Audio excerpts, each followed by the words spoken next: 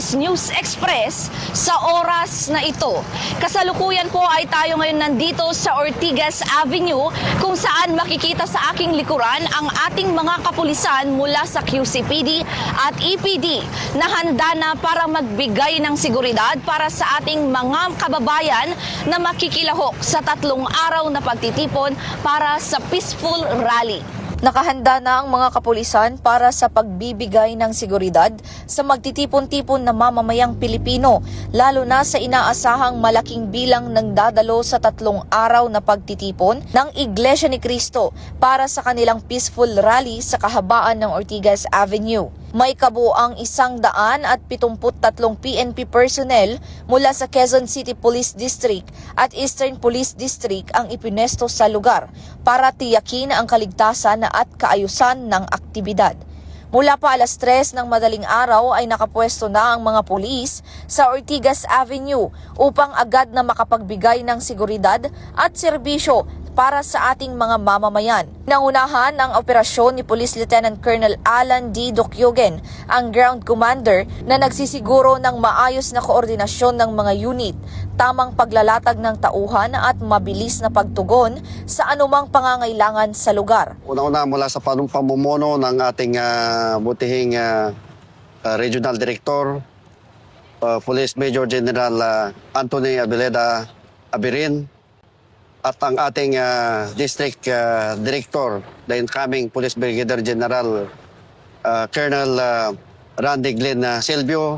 Ang una-una nilang pinaghandaan ay ang magandang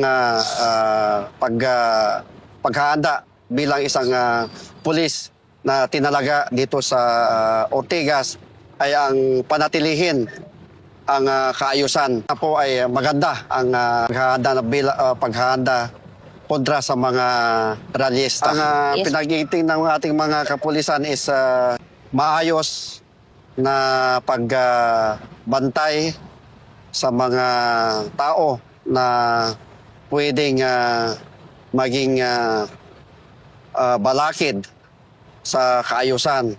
Kaya meron po tayong mga pulis na tinalaga dito na kasama natin para panatilihin ang kaayusan sa lugar na ito. Lalong-lalo na at ang Ortigas ay ito yung daanan ng lahat ng papunta ng south at saka north. Yes. Kaya pinapaigting natin at binabantayan natin ang lugar na ito sakali man na may mga tao o kaya may mga ralyesta na manggugulo ayon lang sa kwan natin, sa paghahanda natin.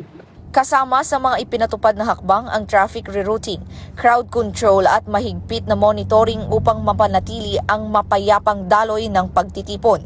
Ayon sa pamunuan, layunin ng masinsing seguridad na protektahan ang kapakanan ng publiko habang ginagalang ang kanilang karapatang magpahayag sa mapayapang paraan. Mula rito sa Ortigas Avenue, ako ang inyong PNN correspondent, Patrolwoman Fe Octaviano, alagad ng batas, taga-taguyod ng Balitang Pulis.